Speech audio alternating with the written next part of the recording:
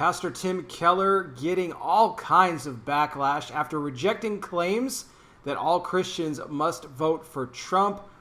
What happened with this whole situation? We're going to break it down. Before I go any further, guys, if you enjoy my daily content here on YouTube, I encourage you to help support my ministry on Patreon. You could do so for as little as $5 a month, patreon.com/conservativetruth. That link will get you exclusive access over 20 exclusive podcasts where I talk a lot more about sensitive information. The link is in the description. Plus, you guys always get alerts on Patreon, unlike YouTube where you're not going to be alerted for all my videos. So just browse my channel when you get done watching this video to see what you've missed. Please also like this video, share it, hit the bell, subscribe, and I wear the glasses because I'm blind.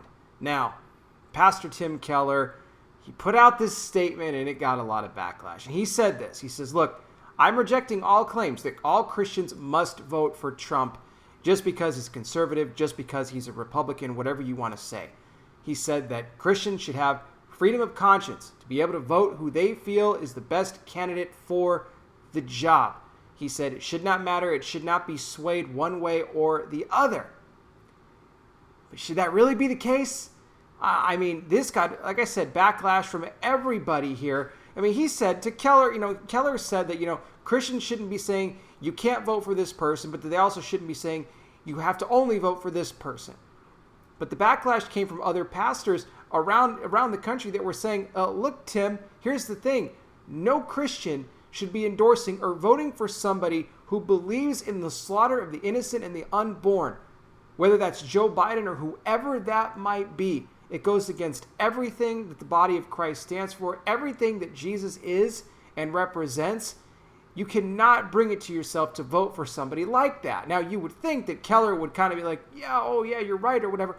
He kind of doubled down on his statement. He said, look, the Bible tells me that abortion is wrong, that it's a sin. However, it doesn't tell me what the best ways or methods are to either decrease abortion or end it altogether. So he still thinks that if you're a Christian and you have it in your right mind to vote for Biden, despite what he represents when it comes to that issue, that you would be perfectly okay to do so because there are other ways to end abortion. It doesn't, just because you vote for somebody that supports it, and not just supports it. We're talking late term. We're talking post-birth, if you get my drift, if you know what I'm talking about. You remember what the governor of Virginia said, Ralph Northam, when it came to that topic. But for Keller to say that, said, oh no, you can't, just exclude the possibility of maybe voting for somebody like Biden. We don't know all the ways to end abortion. No, we don't know that at all because the Bible doesn't tell us that. It's common sense. You don't put people in positions of power that could add to making this crisis even worse. You know what happens when you elect, a president that's a pro-life president like a Trump? Guess what? You get conservative Supreme Court justices that eventually, and actually we're knocking on the door of it right now with the passing of Ginsburg, you're going to get more conservative justices on that bench that could eventually overturn Roe and put that decision back over to the individual states again. I'm just saying.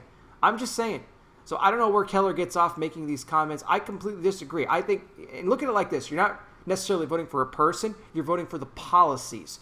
What are the policies of that individual? Do their policies line up with Christian values? I'm not talking about woke Christianity. I'm not talking about carnal Christianity, okay? I'm talking about straightforward biblical Christianity.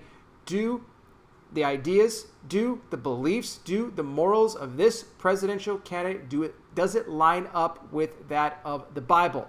If the answer to any of that is no, then you do not vote for that person. Look at the major issues. I'm not saying everybody is perfect. That's not what I'm saying here, because then I'll get people telling me, oh, well, so-and-so, they're not perfect, obviously. But look at the major issues here. But what do you guys think? You can let me know down below in the comments section. Do you agree with what Pastor Tim Keller had to say here about how just because you're a Christian doesn't mean you should vote for Trump? Give Biden a look too, why not? What do you think? I'll be back with more. You guys take care. Please be safe out there. God bless each and every single one of you, and I'll talk with you soon.